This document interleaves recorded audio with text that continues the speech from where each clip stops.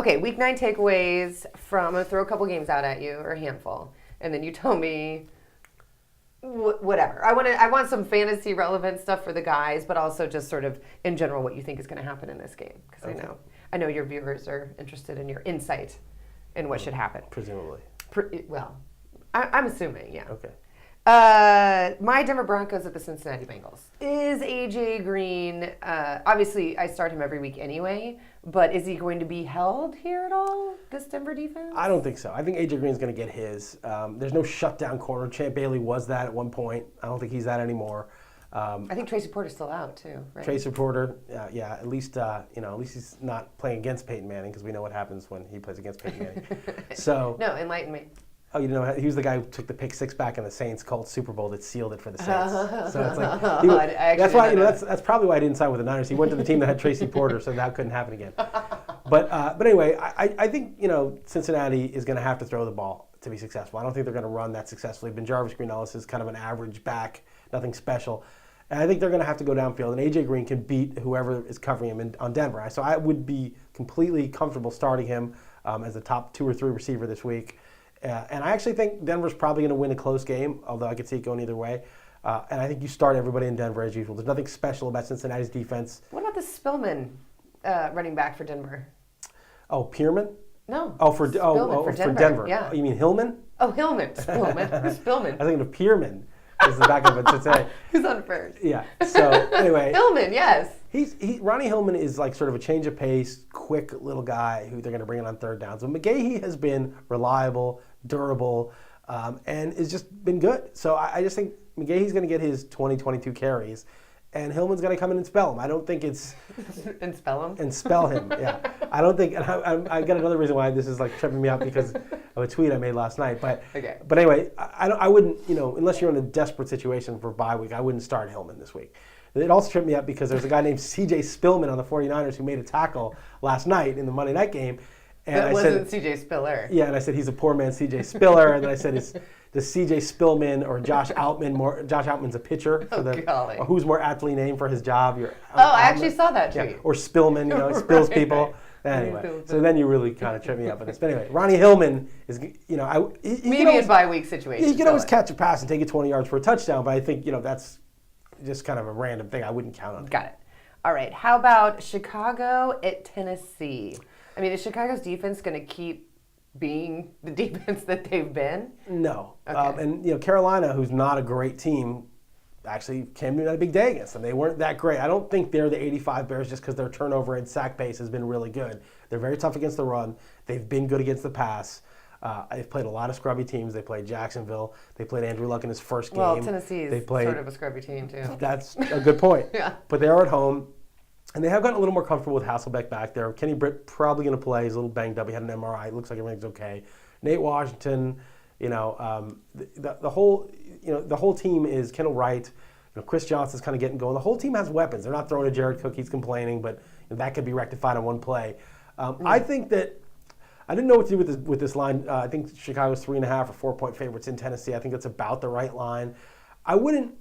Chris Johnson will be tough. That's a tough one. Yeah, is he? That's are a they tough gonna stop one. him? I mean, you'd think he'd have one of his 12 carries for 22-yard games. Yeah. But with Chris Johnson, it really is just they're stacking the box. They're crushing him. They're crushing him. Can they stay close enough to stick with the run? So the one time there's a block, boom, he's gone. And it happened, that day when against the Bills where he went for like almost 200 yards. It's just for a guy like him, it's just a lot of garbage. And if the team's not good around him, okay, now you're down 2 touchdowns and now you have to throw every play. But if the team stays in the game, which they might because Chicago's offense has been pretty bad, then you get 20 cracks at that tough defense and then one hole, and Chris Johnson still has that breakaway speed. So how is Tennessee's defense? It's not very good. Is it? Yeah. It's below average. It is below average. So, I would start Chris Johnson unless you have. I mean, it really depends who you're talking about. I wouldn't just automatically bench him because it's the Bears. Matt Forte is a very good start. Michael Bush, if you're in a bye week problem, he may get a goal line touchdown or 2. Brandon Marshall, obviously. I don't think there's another receiver in Chicago that's startable. They don't use the tight end very much. Cutler's a dog. You can't start him unless, you never know when he's going to go off. Wait, isn't it Martellus Bennett in Chicago? No, that's in New York. It's God. It's Kellen Davis. This is horrible. Davis, really? Yeah, Kellen You're Davis. Right, they don't throw to the tight end. They don't throw to the tight end. He did, I think he caught a touchdown last week, though. I think he did. Bennett is the Giants, really? Martellus I'm all messed Bennett. up in my head tonight. Yeah. Too much Halloween partying for me. Yeah. Okay, how about Dallas at Atlanta? Atlanta, I was saying, was a fraud this whole year, and I still think they are. But I have to say, I was impressed what they did in Philly. They went in, and Andy Reid, 13-0 off the bye week, now 13-1. He's never lost. Maybe that was just luck, and it has nothing to do with Andy Reid being this mastermind, coach with prep time. It's hard to say. But Atlanta went in, and they didn't just win by a little bit. They crushed him. I didn't see that much of the game, but I saw Matt Ryan throw a perfect pass to Julio Jones for a long touchdown. That's a guy that they have to throw to a lot, have to get involved. He's their most dangerous weapon. Roddy White, sort of the security blanket, but the guy that's going to really make the difference is Julio Jones. It looks like they're going to him. Dallas, you can't count on Dallas. I think it'll be a close game because Dallas is actually a good team. They're so poorly coached, though, and they make the worst decisions. They have people like Des Bryant, and then Romo's always good for a bad mistake. They're just such a couple bad mistakes, actually. Des Bryant, it's like, I read about him. It's like he's the kind of guy who makes his own luck, all of it bad. His fingertip is out, and it was like, oh, that's so unlucky. But it's Des Bryant. He always does that kind of thing. Whether it's like running the wrong route and there's a pick six, dropping the ball that's easy, or being out of bounds with his fingertip when he should have won the game. I think it's going to be a close game. I think you do buy Dallas low, sell Atlanta high if you're going to handicap. I'm probably going to take Dallas. But I think, Dallas has a good defense, so expect a modest day from Matt Ryan. Julio Jones, you start because he's that good, but don't expect a huge day. Don't expect a big day from Roddy White. Michael Turner, I would actually start. I think he's going to get 20 carries like he usually does for 75 yards. Maybe he gets in the end zone. Dallas's running backs really shaky. Maybe Felix Jones. I don't think DeMarco Murray's playing.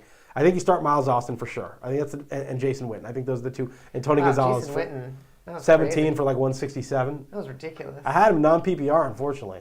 Oh, I know. I was playing against him in my PPR league, but I still won because I just had the most amazing day ever. You must have. Yeah, I did. Okay, how about Pittsburgh at your New York Giants? Yeah, the Giants' D is really weird because their pass rush has gotten back in order, and it's good. I think it's also because the corners are playing press coverage. So what Dallas did the first game against them was they threw a lot of quick slants. The receivers come off to a quick slant, boom, hit them. The pass rush can't get to the quarterback. He's getting rid of the ball in 1.5 seconds right to the slant guy. If you jam the receiver off the line, the receiver can go behind you, but that takes more time. Then you got these good pass rushers that get after the quarterback. When the Giants get after the quarterback, trust their corners, they're more dangerous. Of course, they're still going to give up some big plays.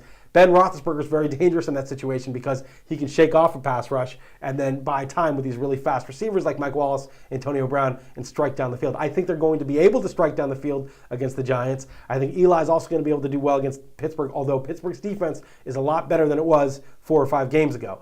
So I think it's going to be a tight game in Giants Stadium. I think it's a 50-50 game. I'm going to say the Giants win by 1, but I could easily see Pittsburgh winning by 1 or 3 or whatever. And I think you start your principles. I don't think this is going to be a really low-scoring game. I think it's going to be in the 20s for both teams. So you're starting Nix, Eli, Cruz, Eli, Roethlisberger, Wallace, Antonio Brown, Jonathan Dwyer if he's the starter. Right. Okay, and then finally, Monday night, Philly, New Orleans. This is very interesting to me. Well, there's a number of levels on which it's interesting. One is we don't know who's going to be quarterback in Philly, whether it's Nick Foles, the rookie, or Michael. When are they going to announce that? Or are they? Hasn't Andy Reid said Vic is my guy? He said that, but when you have to say that, that presumes that there's a need to say that, and that means the guy's hanging by a thread. Okay, here's how I think it's going to play out. Whoever does get named the starter is going to be the starter the following week because the Saints defense is going to make anyone look good. Okay, if it's Vic, start Vic. Vic will rush for like 60 yards, throw for 350, and have like 5 touchdowns. Okay, Great. Week 9.